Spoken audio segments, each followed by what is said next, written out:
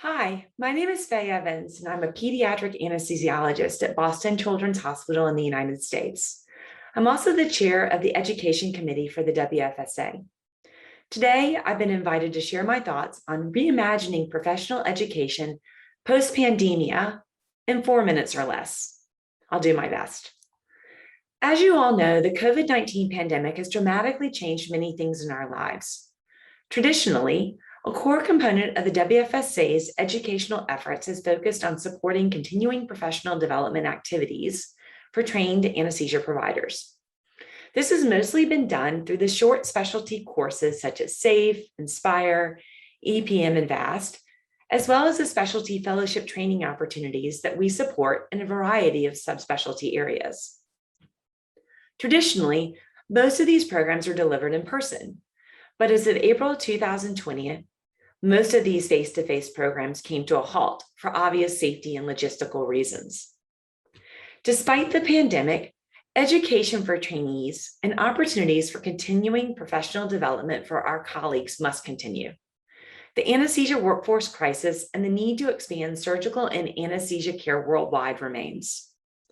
While video conferencing has been around for a number of years, its routine use for education within the anesthesia community has been limited, as many of us were not really fluent with this technology.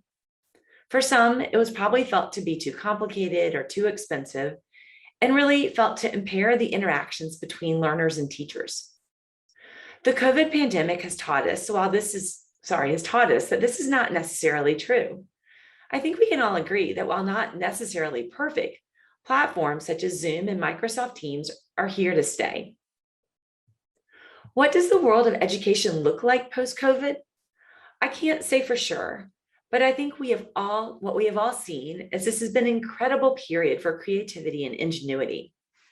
Newer methods of education, such as those using blended learning that includes both traditional didactics with asynchronous e-learning, have become much more common. Virtual teaching is here to stay, at least in a hybrid format. While this may all sound exciting, the reality is that the education of future anesthesiologists faces many challenges, especially with regards to information overload. Not only is information available on the internet doubling at a rapid rate, the ease by which individuals can share resources online anytime and anywhere, and the use of learning analytics can be quite overwhelming. Appropriately, more emphasis is now being placed on content curation rather than content creation, given the overloaded space. With this explosion of resources, there is a need for more quality filters and needs assessments. Just posting it on the internet with good intentions, I would argue, is not good enough. For specialties such as emergency medicine and critical care, the PHOME movement, which stands for Free Open Access Medical Education, has been a driver for the explosion of resources in those fields. While initially a grassroots effort, the movement has become more formalized, including mechanisms for systematic appraisal and evaluation. I think this PHOME culture is really just developing within the anesthesia community. I'm encouraged to see how much our educational efforts have progressed during COVID and look forward to us further refining them. I challenge those of you involved in anesthesia education to work together to offer more online, open access, high quality educational resources for our entire anesthesia community to share. While COVID and Zoom have taught us that our communities are much more interconnected than ever, they've also shown us that there is a great need for better integration of online resources into our daily workflow. We need more innovation in how these resources can be effectively used for delivery of anesthesia training. The virtual space has expanded so fast, we could lose our way.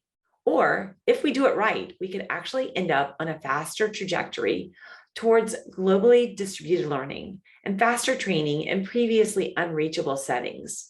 I think this is really exciting. Thank you very much.